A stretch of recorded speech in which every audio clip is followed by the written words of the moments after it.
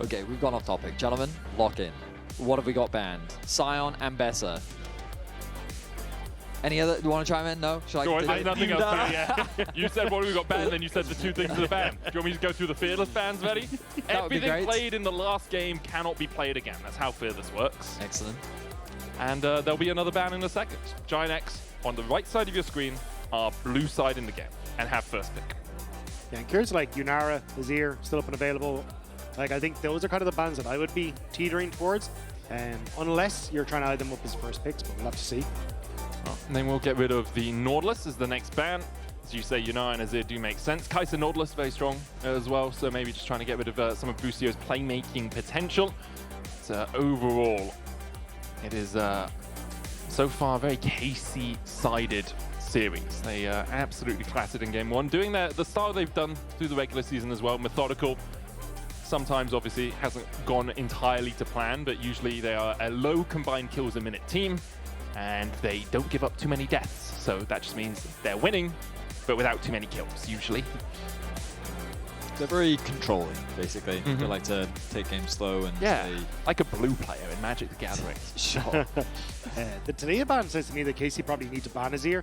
Otherwise, Jackie can get the Azirs, unless kyeahoo is comfortable playing things like the Akali and that into it, because the Taliyah already taken away, the Orianna taken away as well. Means there's not a huge amount of answers still left there in that mid pool for her, so maybe the Azir here, but no Caitlyn. So I think Azir first pick makes a lot of sense here for Jackies.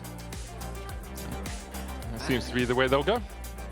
So the question is, what does kyeahoo want to bring out into it? What have we seen from him? You asked about the Akali. We saw his LeBlanc. Will we see it come back? It can be a good matchup. I mean, he was doing fairly well in that lane, but His bot I don't lane think was it's this. getting destroyed. Yeah, that was the didn't main help, problem. Yeah. Could also just be a Rise. Like, Vi Rise is completely fine. I mean, this is one of the one thing I quite like about KC is I feel like they just put such heavy priority on, like, oh, we think Varus is good, we think Yunara is good. If they're open, we pick them. And they're pretty consistent and reliable at doing that. So they've got themselves already a champion that Caliste is super comfortable on. As far as I can tell, this is his most played champ of the split. Yikes. Yikes Vi does have a bit of a history. It does, but recent memories of Yikes Vi, much better. Well, yeah, Hasn't that's played because it there this split. aren't any. Hasn't That's played why. it this split. That's okay. Maybe I just have rose-tinted glasses. I remember at the start of last year, struggled. End of last year, but pretty good on the pick. His career, Yes. like his career win rate on Vi is not the best. Do you want me to have a look?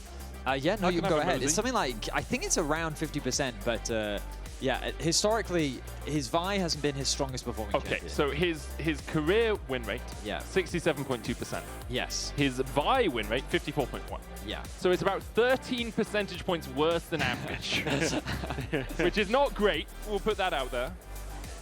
It's also going to be a struggle into the matchup that we're seeing here as well, because the Nami definitely good at separating that follow-up, which I do like that they went for the Nami, because you can see a lot of deliberation between do we go jungle or do we go support on GIANTX's side. I think taking the Nami, because there's a window here where KC could have responded with a Lulu for the Yunara, you ban away some champions that could be struggles and open up a very strong bot lane. But by taking the Nami, it's good into the Vi, you still have options in the jungle. Yeah, who's going to go back towards the Aurora that he had a fantastic game on, if I remember correctly before. He doesn't actually play it this split yet, No? as far Okay. as I can tell. But the Aurora that really comes to mind is Chovy's performance that happened fairly recently, which was absolutely spectacular. The thing that surprises me is picking Aurora into Azir is Aurora's inherent weakness is her range. And in lane, you really want to be a big lane bully. You want to fight your opponent as often as you can, because I do think that really late into the game, she just kind of fall off. It becomes a lot harder to actually one-shot people. So picking it into Azir does surprise me, but then I remember Canna's on the roster. And they do have the ability to flex this champ to both mid and top if they need to. If I remember correctly, though, Jovi started building Proto Bolt on Aurora into the Azir matchup, so basically you can help to close the gap. But also, if you ever get shuffled by the Azir, you just throw down your own ultimate and you just get pushed into the Aurora ult and then teleport to the opposite side. So you do have some safety. I think that's the biggest worry when you're playing against the Azir, especially if you've got a strong jungler to pair alongside it, is the ability to burn a flash, then repeat gank with the Emperor's Divide, and just make it impossible for you to survive in the lane. I think that Mundo ban is very good. When you have a champion like Aurora, when your focus is very much about one-shotting champions, having a tank like Mundo just makes it so much harder the later into the game that you go. Also relatively low CC so far on the side of KC, right? If you're going in with a Vault Breaker, you're burning through that Mundo passive, but then you're going to use Cease and Desist on the Mundo to try and get him locked down in place. Pantheon the next ban for KC. Na and Alice are removed by GIANTX. KC likely to look towards their support here, playing into that Corki Nami lane. Yeah, to me it feels like GIANTX are trying to set up for Cassante pick. Get rid of the Gnar, you've already got rid of the Rumble, and try and make it a little bit easier for Loss on that top side against Canna. So I am curious what he wants to try and take into there. Could go Gwen, Renekton also another pick, because I do imagine, it'll be the support here, the Lulu that we were talking about, and then Cassante here for GIANTX. Now, are they going to go with another carry? Why do I feel like I'm expecting another carry from KC? I think you have to in this position. Like, Ornn's gone, but Cassante, when you go Sion's Lulu, gone. you want another engage or something alongside the Vi has kind of always been my instinct, because if you just go in with the Vi, there are lots of ways to make it difficult to follow up, like Nami ult plus Azir ult. Like, sure, your Vi goes in, she's not bothered by anything, but everything else doesn't quite have the same effect. Of course, Vi Aurora, a fantastic backline threat. Really yeah, and Poppy's going to add insult to injury. So there's a lot of disengage on the side of GX. Their engage, though, very weak overall. If they're good at playing around range and playing through poke, then you can see how the composition works. You basically keep KC at arm's length, you outrange them, you outpoke them, and then with your health advantage, you start off objectives. But that does require you to play the patient game. KC, I feel like they need a little bit more engage, but let's see what direction they go for. Go something like Jace, or that'd be spicy, but it's not going to be picked. We've seen Busio hover the vein a few times, so it would be really spicy. Okay.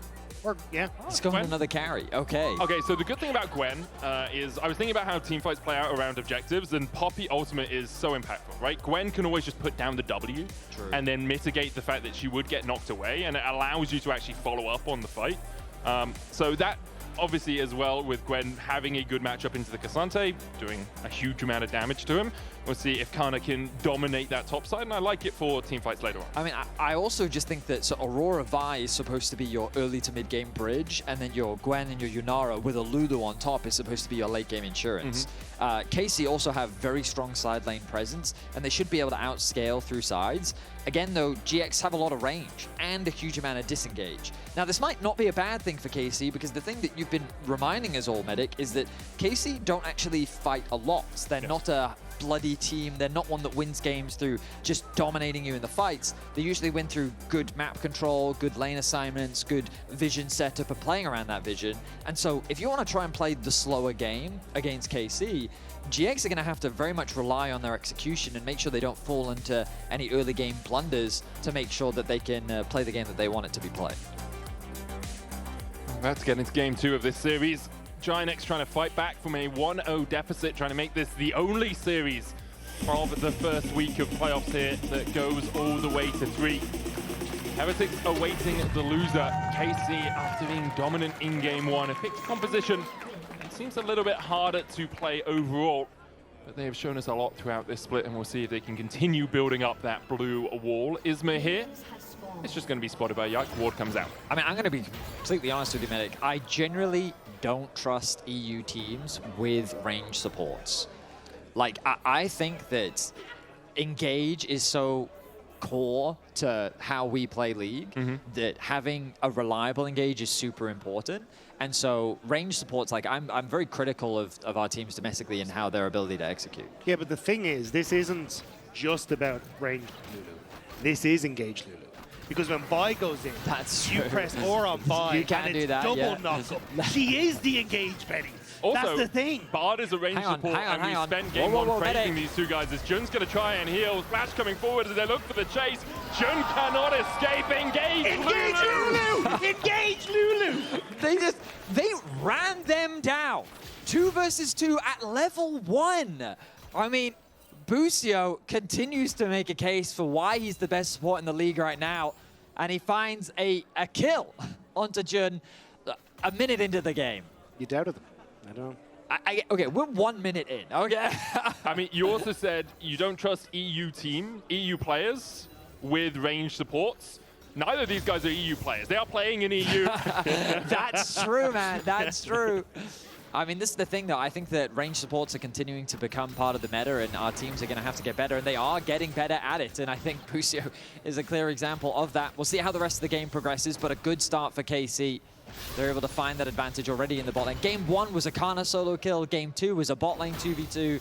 I mean, the laners of KC, not only are they reliable, but they know how to find their own leads. It is unfortunate, though, for GIANTX, because Jun really has been having a spectacular split, and it's kind of been one of the big talking points alongside Noah about how they have performed in the 2v2. But here against KC today, Jun just hasn't been having the best time. The Bard didn't look great, the ultimates were mistimed, and now losing out on the level 1 as well. It just hasn't been the day for the GIANTX bot lane. Yeah, I think back to the game that Busio was on the caster desk, and he talked about the Jun game versus Koi's bot lane, where they brought out the Elise Caitlyn, and he absolutely dominated on the Elise and was able to successfully make that game, or sorry, that pick work for them in the game. But here, yeah, in the 2v2, KC definitely has the advantage. But here comes the junglers. Busio gonna get caught out for the start. Noah using that Valkyrie for the extra damage. Busio, no flash, no heal, no life left as Isma claims the kill. The disengaged Lulu, significantly worse than the engaged Lulu there. Couldn't quite run away. And GIANTX get a nice turnaround, but Isma with a good play towards that bottom side as well. And now Caliste has to abandon the bottom side because Yike has gone towards that top crab, which means Isma can just recall in this bush and deny all this CS. Isma with a nice interrupt, but you hit the nail on the head. The double crab and the potential invade coming through from Yike. Looks like he wants to steal away that Gromp if he can. Looks like he's just going to recall, wants to go back to base instead. Doesn't want to wait too long, especially given that he's expecting the recalls to come through soon. It also looks like, based on the pings, GX is aware that Yike may very well be on that Gromp. I wonder if that'll affect Isma's pathing at all. Ultimately, though, it is KC with a small gold lead, even though Caliste was denied a lot of farm and experience after being pushed away from that bot wave. He's still ahead in XP, and he's still ahead in gold.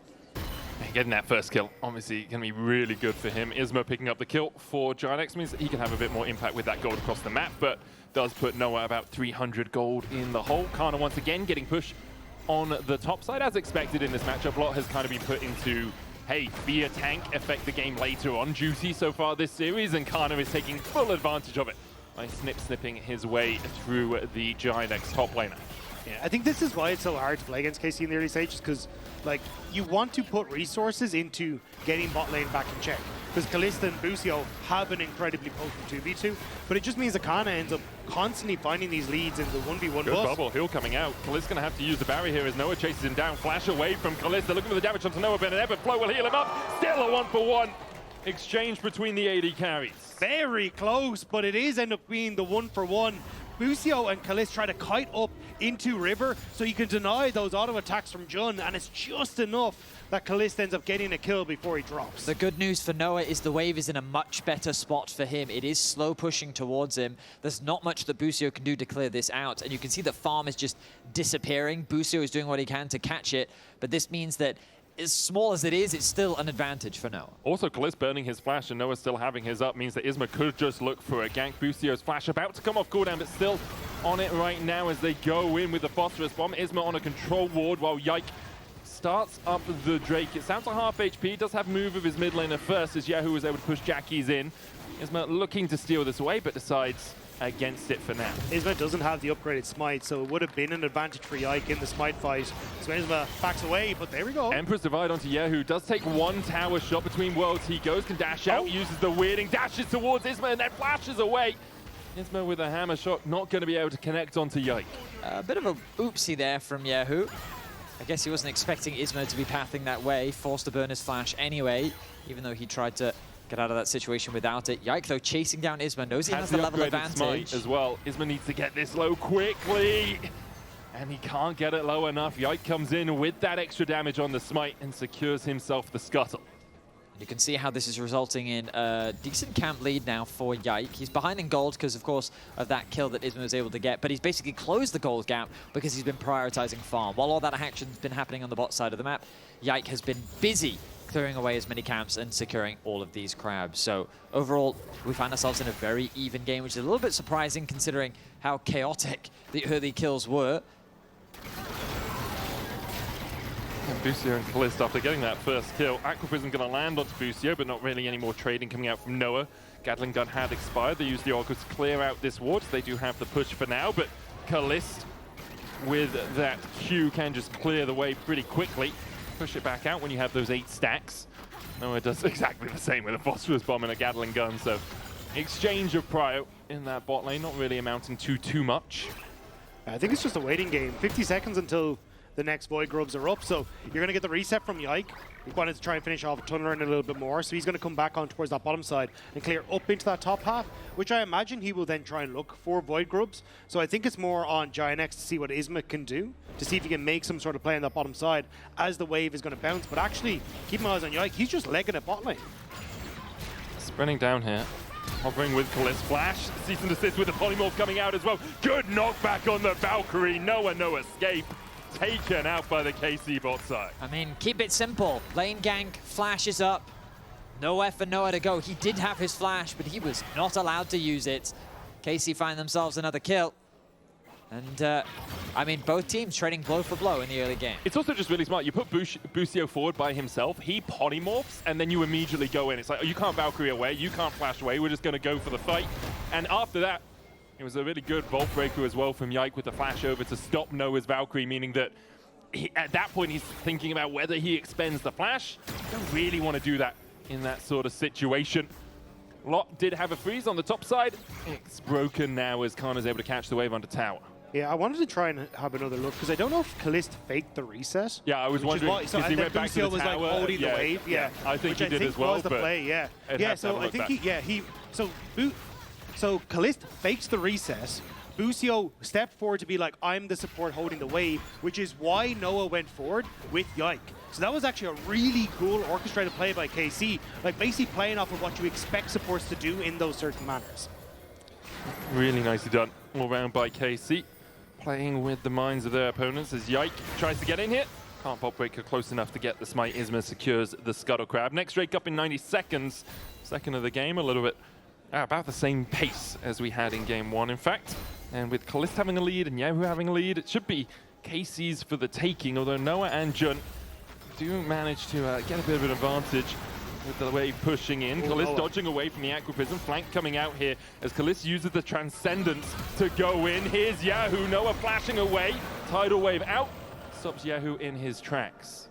Does get the flash out from Noah, though, which makes him a little bit more vulnerable, especially with a minute until that next dragon. He could be the next opportunity for another Vi ultimate.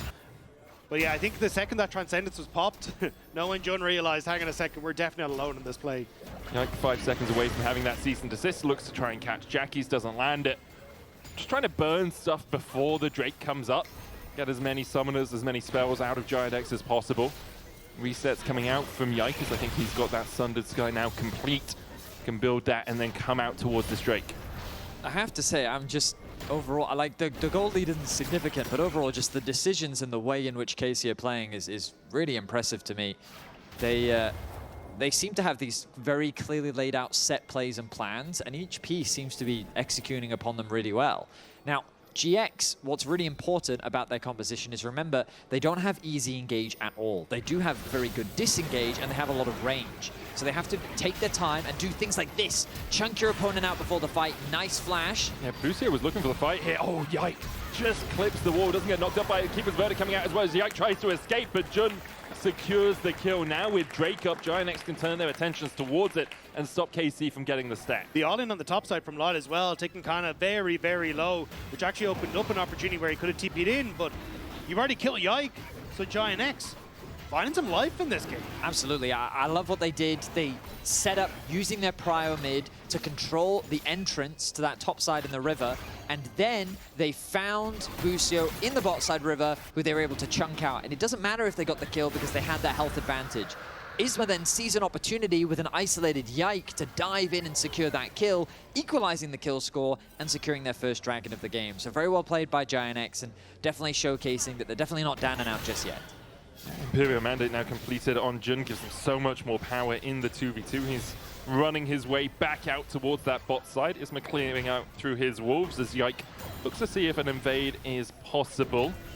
He's a bit isolated here with the pings coming out on Jackies, who is moving towards this side of the map to make sure this blue is secured for his jungler. It looks like Yike will have to make do with just a scuttle crab as his prize for the invade. They will spot out where Isma is though, which now makes it significantly easy to try and track where that jungler is going to be going. You had the reset coming through from Canna as well, so I don't think they wanted to overextend too much. Just again, get as much information as possible. And it is once more kind of a, okay, let's see how we can interact with the lanes. And again, it just seems like focus is on bot lane. I think you've got the setup for Yike. Flash isn't up for Noah, so I think that's where KC want to try and put their attention. And it's going to be on Isma to try and shut that play down. GIANTX with a small lead, but really nothing too consequential for either team in terms of advantages so far. You can see like 250 gold the max. That's a dagger at most, you know. It's a little bit of attack speed, nothing more.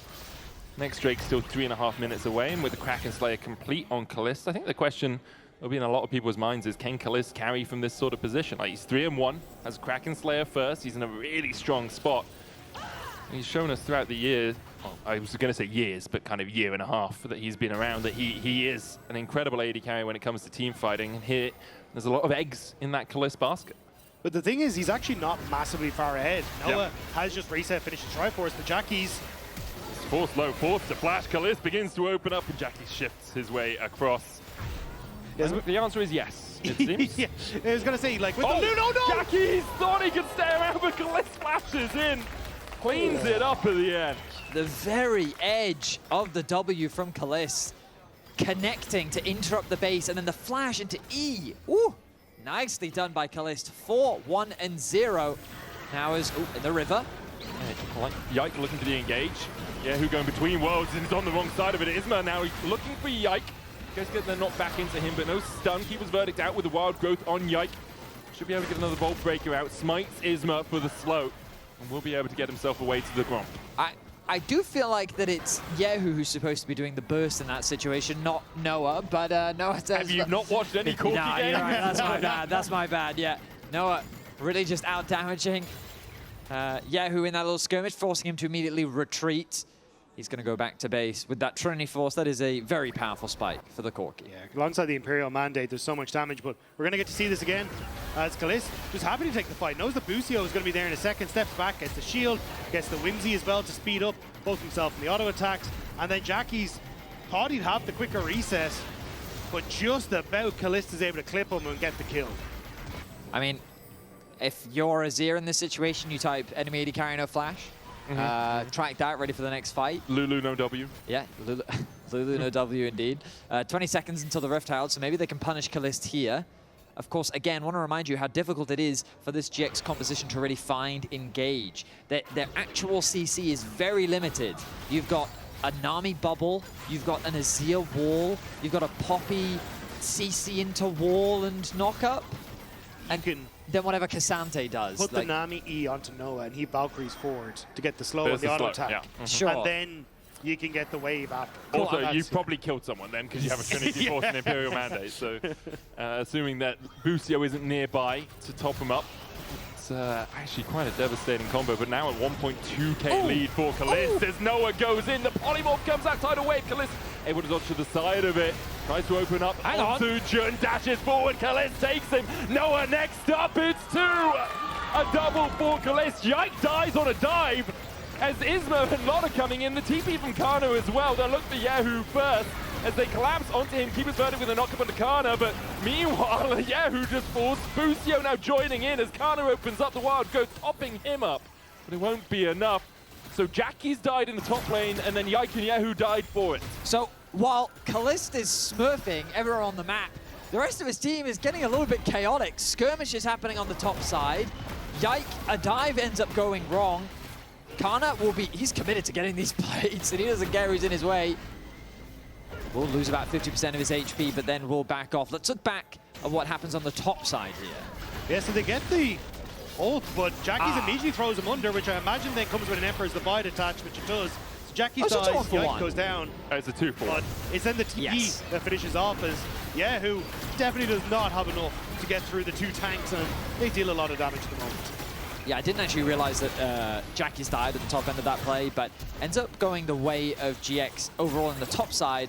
That doesn't take into account that that Caliste and Busio got a 2v2 in the mid lane as well, securing themselves 2 kills. GX, though, they've snuck away the dragon, so a potential win condition for them there is neither team really that close to the soul for now. Herald, though, should be the next option for KC, as Yike will head towards there straight away. And kyeahoo has to recognize he's on the weak side of the rift. Yeah, but playing away from Caliste seems very weird to me as KC, because he's so strong that you've got 2 items now completed on him. You should have been able to just play through these dragons and be the one that are actually stacking up these objectives, but instead in trying to make that dive on the top side, there was always a chance it was going to go wrong right as dragon was spawning. Now you're looking for cross maps instead, and it just buys windows of times for GIANTX to kind of get gold into some of their key carries like Jackie's. Jackie's will be able to pick up the tower, puts the Sun Disc down immediately, and kyeahoo backs away. Meanwhile, in the mid lane with the Rift Herald charging in, GIANTX can't defend their tier 1. A tower apiece. First one was picked up though for GIANTX, so they get that little bit of extra gold for the first turret of the game. Caliste at 2 and a bit items, Noah at 1.5 or so, we'll say. So about an item lead for Caliste. Fiend Hunter Bolt so powerful on the Yunara. I like what this attack though from GIANTX. They know that Caliste can eventually push in mid, and then they'll be able to rotate top. So instead, Jun kind of cheats tempo, immediately runs into top side, denies any sort of push here from KC, so they can't really establish themselves in the wave. And now it gives them a little bit more breathing room to push the wave with Jackie's, get some vision down firm, and kind of combat KC, setting up vision to rotate through this river. Isma's recall getting stopped there by Busio, but they do still have a ward in that bush, and you can see now Isma cleaning out some of the wards that Busio has tried to lay down around this barren pit. Just trying to get as much vision as possible. Busio just like, every now and again just presses S. It's just like, hey, you guys can chase me here if you want. Last time that worked out so well for you, didn't it? Just the mind games. Exactly, it's what you got to do. Lands the I don't think we're allowed to talk about the StarCraft clip with Banger. Oh, true, yeah. I'm talking about the Idra one. Yeah. Good clip. Oh, this is the one where Dana and Apollo just lose their mind. Yeah, I mean, can you blame them? Imagine if that happened in League, man. Like, it's just a Nico clone walks out to you and the enemy team just FFs, and you're like, what on earth is happening? You know, back in the day, you could FF. I mean, I think teams can FF. I've just never seen a team do it. One of those like frowned upon things. Technically legal, but in terms of sportsmanship, frowned upon. It's like selling all your items at the end of the game. Yeah. Technically allowed, not really allowed. It also just ruins stats. Yeah, that's the reason we don't allow it that much. It's like, ruins please stats. don't. I would not like to think this Yorick built 5 tiers. It just ruins all of my numbers. And won the game? That's insane. Okay, this top tower is going to be the next objective for KC. They've got many people here. Isma, he's going to face check. Well, Jackie's trying to chunk out kyeahoo before the fight begins and does manage to do that. Meanwhile, on the bottom side, no one putting damage down onto Busio. Isma still looking for the chase. As Yike and Busio are able to retreat towards the top side of this. Caliste has gone back to mid, which means KC have given up on the play pretty much. kyeahoo needs to be a bit cautious, though, because he might get flanked by Jun and Isma, and Yike is there to protect him. So though you're getting the push in mid, so now Caliste gets the move as Noah has to catch the wave. So now GIANTX no longer have that presence on the top side. So kyeahoo, I'm surprised he ulted for the wave, but KC's still threatening on this top half. He did like no damage. I feel like kyeahoo is not a threat right now. And he's got a blighting jewel and a rocket belt. Yeah, I mean, you saw him pushing towards that tower and how he just got chunked out by Jackie's. This is what I was talking about when it comes to range. Azir should outscale the Aurora the later into the game we go. You're very reliant on Canna being that kind of late game carry threat. Obviously, once Aurora gets more items, her ability to, well, one-shot squishies is still going to always exist. Let's see what happens here. Water's being cleared out, but Isma blast cones over the wall. Looking for kyeahoo. Will get the slam. Doesn't quite get the CC. Yike goes back in with the Vault Breaker. Isma heals up with the Sundered Sky. Caliste and Busio moving across. The TP coming out from Canna as well. Jun here to help defend GIANTX, but that tower is pretty damn low, and they don't have the rest of their team. KC begin the fight as 5. Cease and desist going in the tidal wave. Canna blocks it with a hallowed miss, but GIANTX still able to disengage. The tower does fall. Meanwhile, Lot TPs into the back line. Caliste trying to get in here as well. Unable to join the fight yet, and Canna is left by his lonesome. The shutdown goes to Noah. KC overextending the top side. KC tried to hard force the play, but they don't actually end up getting anyone with the lockdown. The tower falls, but so do some members. This is exactly how GX want their comp to work. disengage, disengage, disengage. You then get frustrated, you overstay your welcome, and you end up paying for it. And look at how easy it is for GX to just push KC away. Not only do they have a lot of long range to already chip down damage, there's the ulti from Nami, stopping the smoke coming in from Busio. The flash, the dash from Jackie's. Now Canna, isolated from his team once the TP flank comes in from Lot, and there's nowhere for him to go. Huge ultimate as well from Isma, knocking Caliste out of the fight. That damage dealer that we've been speaking of meant there was just nothing to actually take down some of these low health members. Now again, a failed dive top, losing a Chemtech Dragon. I feel like it's deja vu. And Casey's lead is all sitting on Caliste right now. GIANTX able to bite back in the mid lane. Jackie's has the Zhonya's and the Nash's tooth complete. They are one Drake away from Soul. Casey, after having that early lead, haven't played around their AD carry too much. They've been looking towards kyeahoo, trying to protect him a little bit. They're going to start up the Baron, though. They do this relatively fast, as GIANTX are aware that something is happening. Busio clearing out a little bit of vision. 11,000 now on the Baron. GIANTX stepping back, stepping forward. I think they're aware there's something going on, Vedi. I don't think they're aware it's the Baron. Caliste begins to back off. Yike still keeping it aggro for the moment. Yeah, as soon as they get the Scuttle Crab, they'll be very aware. So Yike's like, okay, I'm good. Oh, I'll just back away. It really felt like they were committing to that. They were saying, as a duo, we can just do this. And they were doing it, but GX could clearly tell that something was going on, and their pressure was unrelenting, so KC was forced off the objective. It's something we've seen teams do more and more, and then the damage from Baron is down, but Jackie's... Cease and desist onto Jackie's, who's shifting sands across the wall. Keeper's verdict. Who's going to be guilty? Isma will look for kyeahoo and knock him out. In the end, in exchange for two ultimates for two ultimates. So, again, you can see how annoying this is. Like, Vi followed the Azir all the way through the wall, then she gets ulted away, and then just to add insult to injury, Poppy ults you too. And it's just like, we can't lock anyone down. And KC have a very similar problem to GX in that their engage isn't the best, but they do still have Vi. Vi is that key point. But if that engage is gone, what else are you supposed to do? Yeah, I do think, though, it's... GIANTX did not clear out the vision around this now. Yeah. They'll put the control ward down. They start at the Baron. Yike is on that red buff. Canna's a mile away without TP, as you say. 10,000 now on it. Yike can look for the steal. No flash for him, but a Vault Breaker over the wall. They're not going to flip this, are they? In tidal wave. Yike looking. Lot going forward. They're going to flip it, and Yike gets it! And Yike gets it, and now Caliste, untouched on the backline, can begin to open up. Noah's going to fall. He's snipped out by Canna. Jackie's forced away by kyeahoo. Isma dashing forward onto Caliste. But GIANTX have flipped the whole damn series on a single press of a button. And Yike puts them in their place. Lot tried to keep Yike out of the pit, but they took a gamble, and it did not pay off. 4 members fall. The Baron is secured. A happy bee comes from Caliste, and it's disaster for GX. Yeah, the ult was early from the Nami. Lot doesn't connect as you get the flash over, and it's the smite from Yike that secures it. From that position, KC, they've got everything that they need to start clearing out these members of GIANTX. And you call a medic everything on a flip, and it's just the birds that they get from Yike. What are they doing?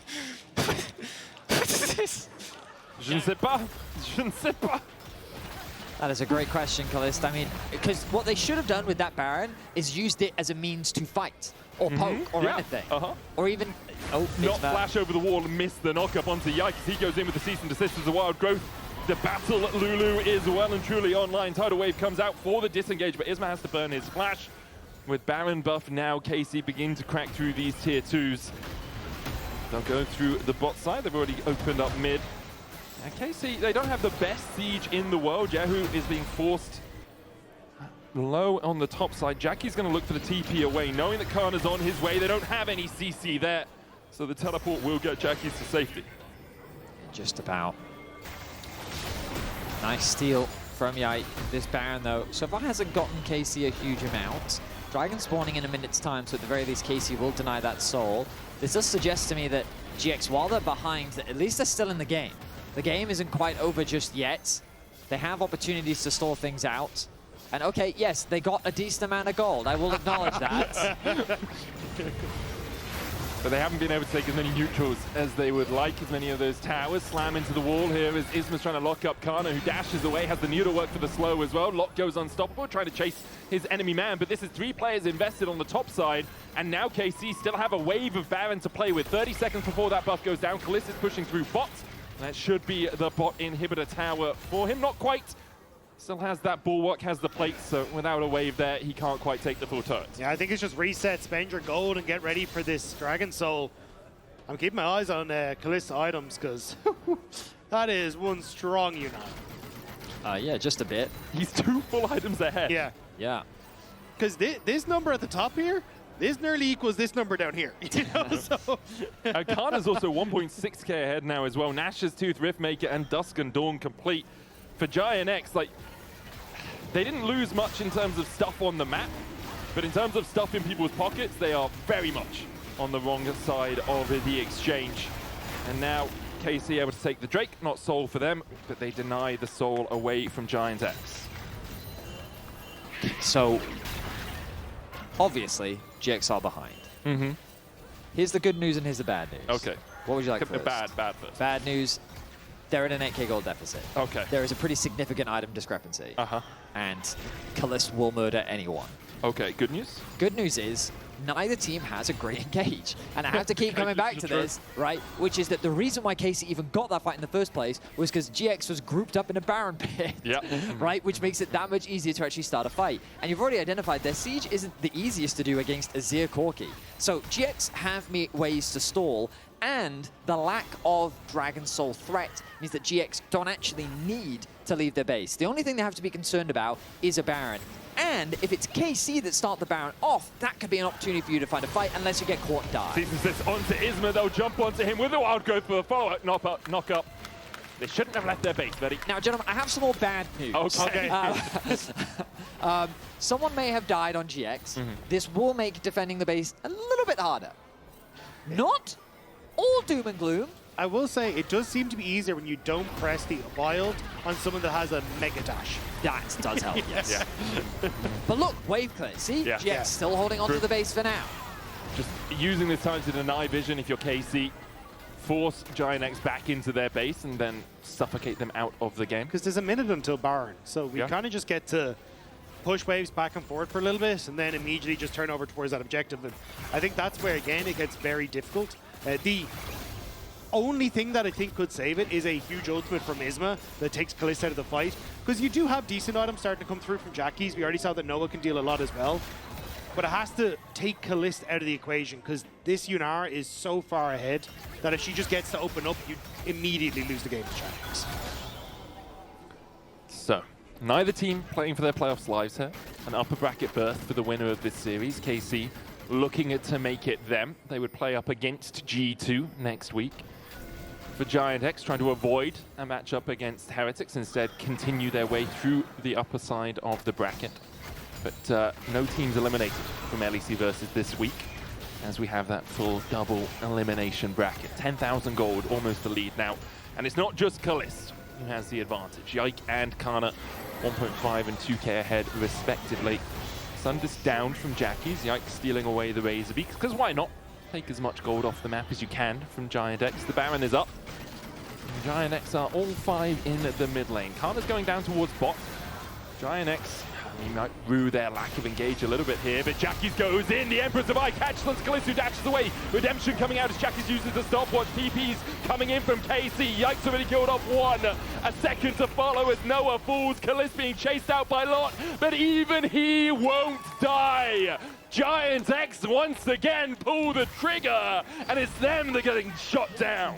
They dive between 2 towers in the mid lane, forcing a fight so hard in a desperation play to try and take out Caliste. But he stands strong. He has the support of Busio by his side, and he's looking at a 10-1-2 scoreline to close out this series. How do you try and keep him in check? Now with the Bloodthirster as well, the healing, the movement speed from the Shirelias, everything is just too good at keeping this man alive. And KC with that, it feels like the inevitable has started. Baron falling, mid inhibitor, top lane tier 2 about to go as well. It feels like there's no stopping them right now. Yeah, they're having a good time. RKC can't stop them now. A 14,000 gold lead. Now there is a Drake up. A Chem Soul obviously would be nice for GIANTX, but I don't think really would impact the game too much. Like, I like the initial play, but after that, you don't really have much to chase further forward. I also love that Yike immediately jumps on towards Noah to lock him down, to deny any sort of follow-up. And you can see here, Caliste with Busio, getting that move speed, getting that healing, just barely keeps him topped up. Gentlemen, I'm running out of good news. Okay. Well, good news for KC fans. Oh, absolutely. Yeah. They are in a fantastic spot, and honestly, like, KC is looking incredibly good. I feel like our upper bracket matches are going to be very tense between the teams that we have right now, and that is assuming KC can close this one out, which very much feels like that they will be able to. I'm just saying, like, that is one of the shallowest assumptions you've ever had to make. You haven't had to dig deep for that one at all. Excuse me, good sir. Have you not watched the regular season of the LEC Versus? 13,000 gold, Vedi. Yes. It would be the biggest gold swing of this year, probably, in professional League of Legends. That probably? Well, Probably. I haven't watched every CB LoL game. I know Katie are really good at losing. We can ask Laure. Actually, is Laure down there? Yeah, she's down there. Did they throw 14K or 15K, Laure? That was a low blow. I think she's gone now. I think she left. Yeah, understandable. KC, though, in prime position, pushing through all three lanes. Canna up top. kyeahoo down towards the bottom side. It was 13K for KC, so it would KT. So you're would saying be. it's possible. Yeah.